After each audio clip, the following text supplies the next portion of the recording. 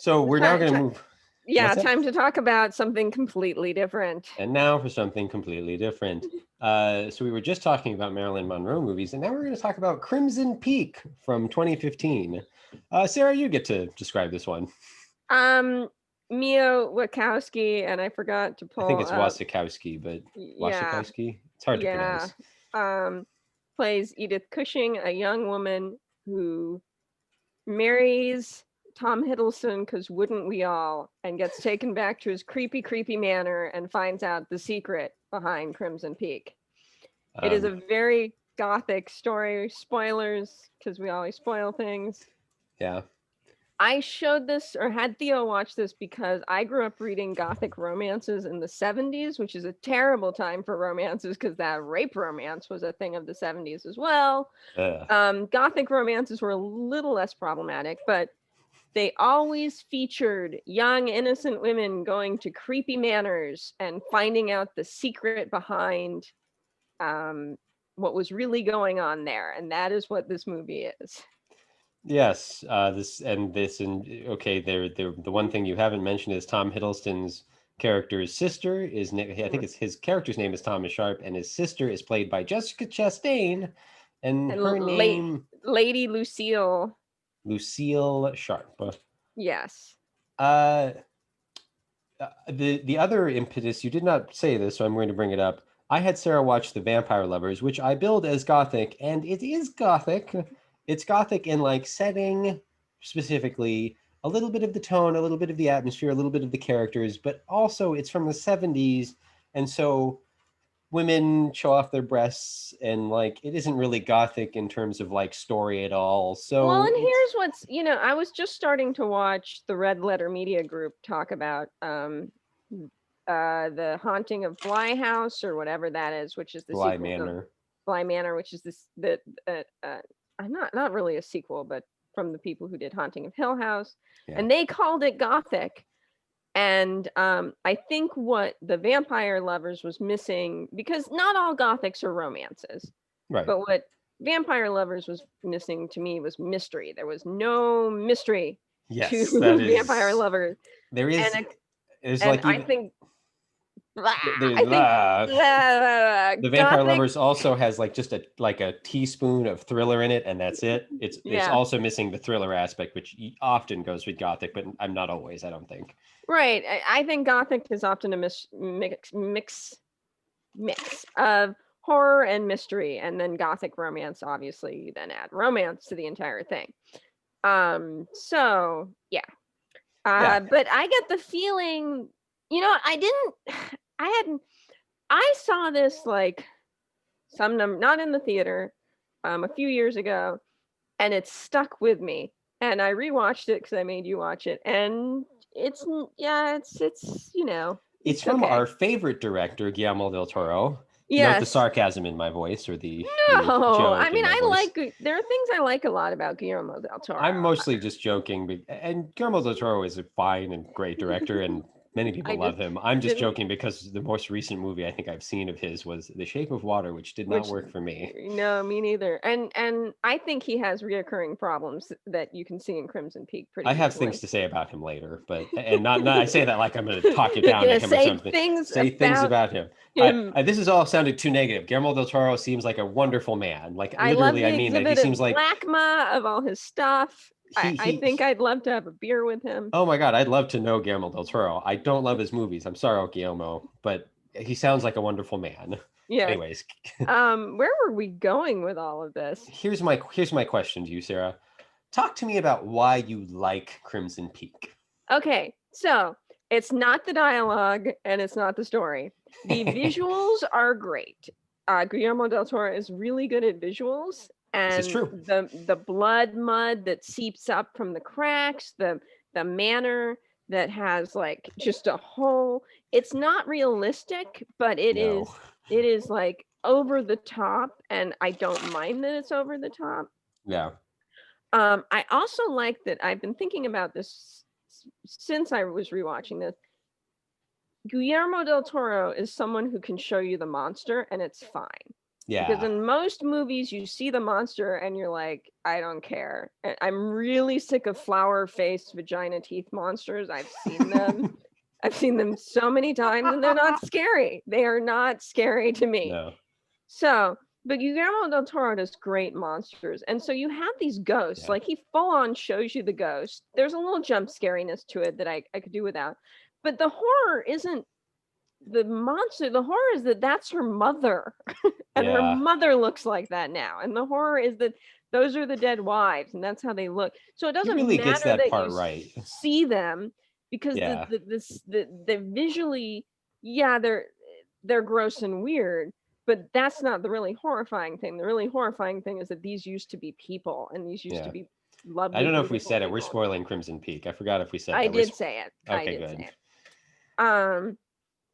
So that worked for me. And I I the I like that Guillermo del Toro's visuals are at at 11 out of 10 every time. Like and I think that the Gothic genre is a great place to go to 11. Like it's just Gothic architecture is kind of over ornate, right? Like it's got Right. lots of stuff on it. And so for that, like, you know, Guillermo del Toro is not going to do 2001. He's not going to do like No. he's not going to do Kurosawa style visuals. No.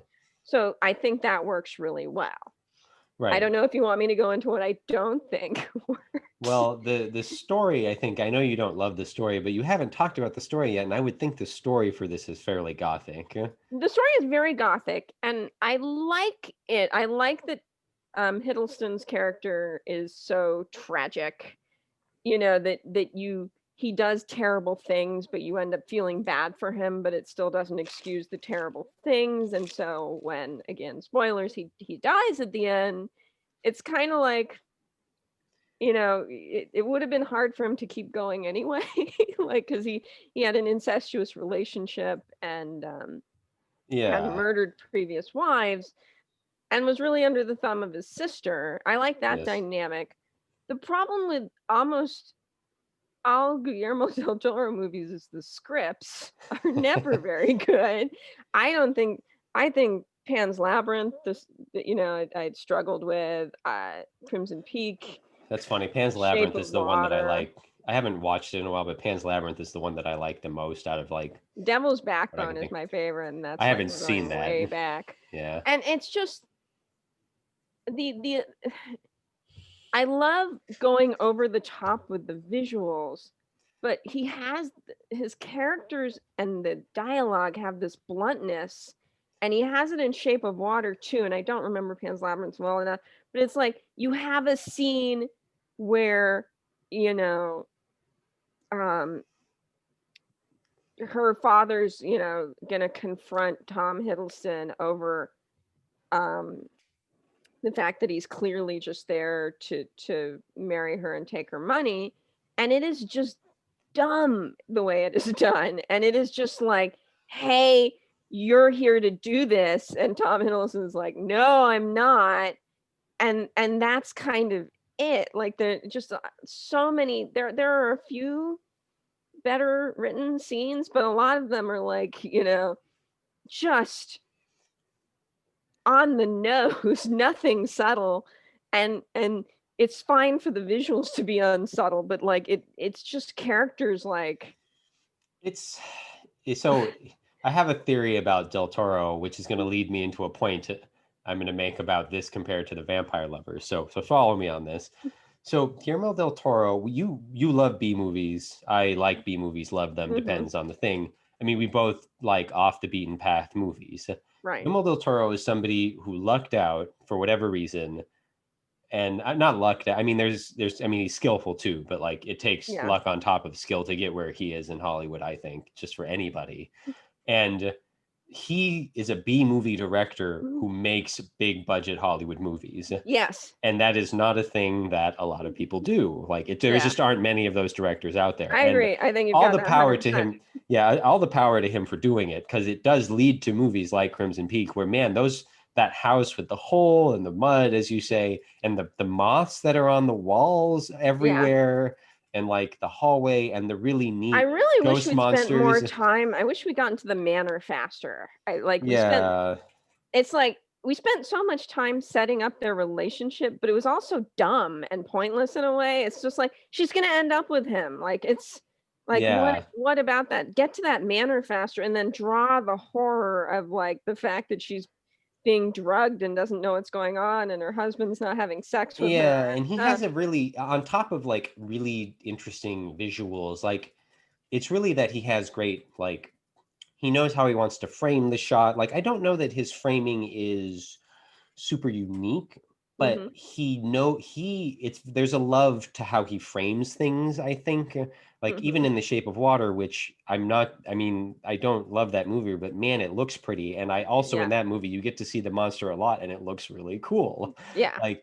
Like he has such a distinct visual style. I wouldn't necessarily call it unique. Like I don't think what he's doing is like he's not, I don't know who. I mean, it's not something where it's like, oh my God, I've never seen this before. It's like, oh no, this is Gothic. He knows Yeah. exactly what he's doing, and this is a version of Gothic done just so well. Yeah. And like that is really cool. But then you were talking about how in the Vampire Lovers there's no mystery, Yeah. and in Crimson Peak, I think what sets it apart mildly, but then I'm going to say doesn't exactly, is that it pretends there's a mystery to what's happening, like as if we don't know in the audience. Now everybody picks up on things at their own speed, and that is fine. And at the beginning of the movie, it's not like I know, oh my God, I know exactly what they're going to say and do in each sense in each scene. But like Tom Hiddleston shows up and Lucille, Jessica Chastain is there, and like somewhere a couple scenes in, I'm like, I'm at first I'm thinking like, oh, so he's the bad guy, but he's probably going to turn good because he actually loves her in the end or something. Who knows? That was one guess, and that turned out to be what it was. And then I'm also like, oh, is this an incest story? And yeah, it's an incest story. No. So like, the Vampire Lovers doesn't pretend it has any mystery, and then doesn't have any mystery, which might be a worse sin for you, I think. Right. I Whereas, and I ultimately like Crimson Peak probably more than Vampire Lovers. I mean, not that it really matters, just as right. like a thing. Whereas Crimson Peak pretends that it's a mystery, and it isn't exactly, but it definitely has like better pacing and better tension. No, and I think it would have been a better myth. And that's where if they'd cut a bunch at the beginning where you just know too Yeah, much about what's going on and put that later.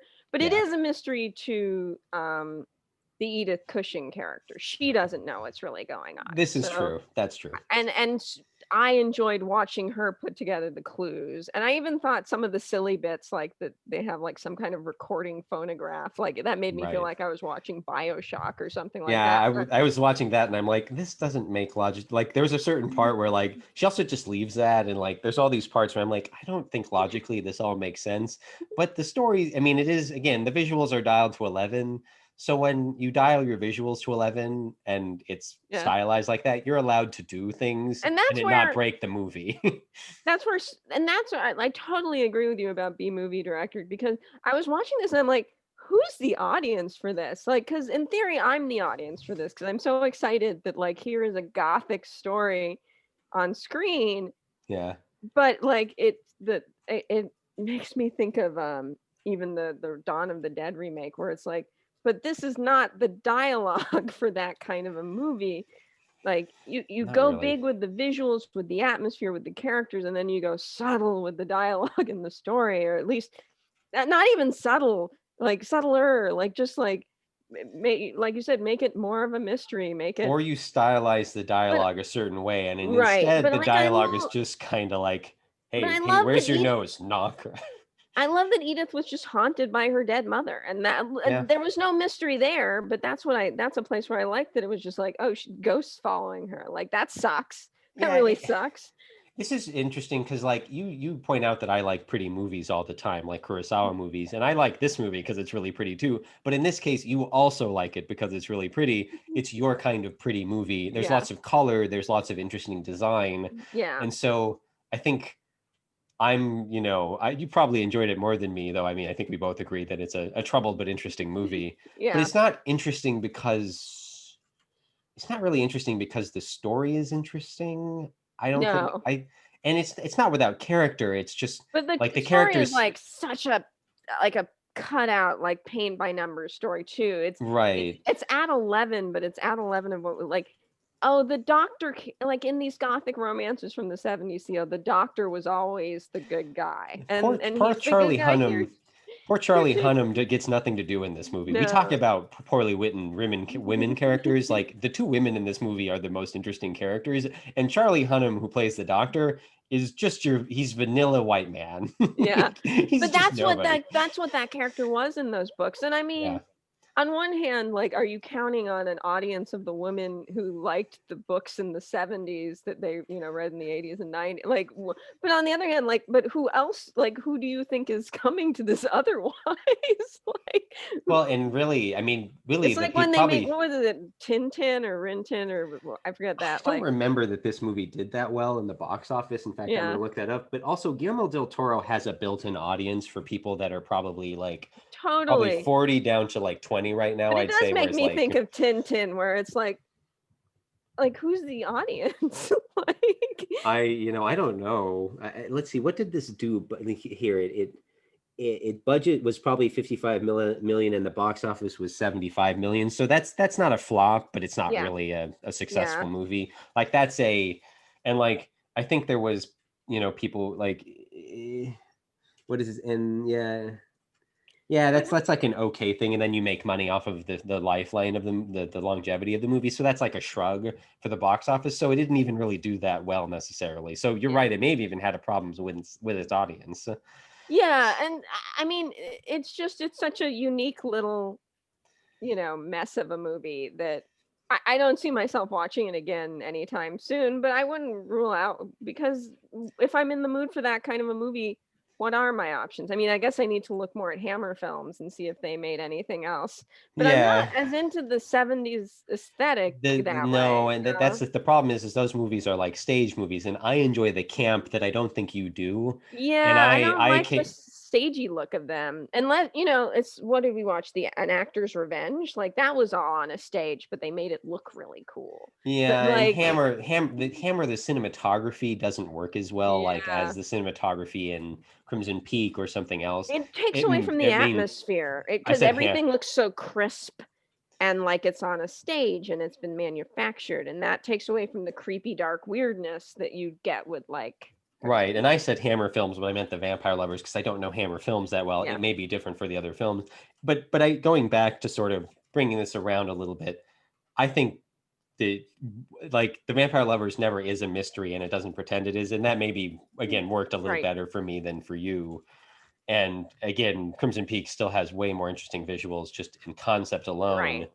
But like I like the campy aspect of Vampire Lovers, but I'd be curious if there weren't better versions of that in that era, because there really aren't a lot of movies nowadays where like you get that kind of gothic And going that's that way. why I like the K-drama, It's Okay to Not Be Okay, because it Right. also leaned into that gothicness, and you just don't see it as much. So, Yeah. I ultimately this is another movie, and this is a movie weirdly that I would be more willing to recommend to people than, even I'm just thinking because I was it was a part of what I was talking about with Asphalt Jungle. Like weirdly, even though I don't think Crimson Peak is a great movie, I kind of give it like, I enjoyed it, shrug. yeah.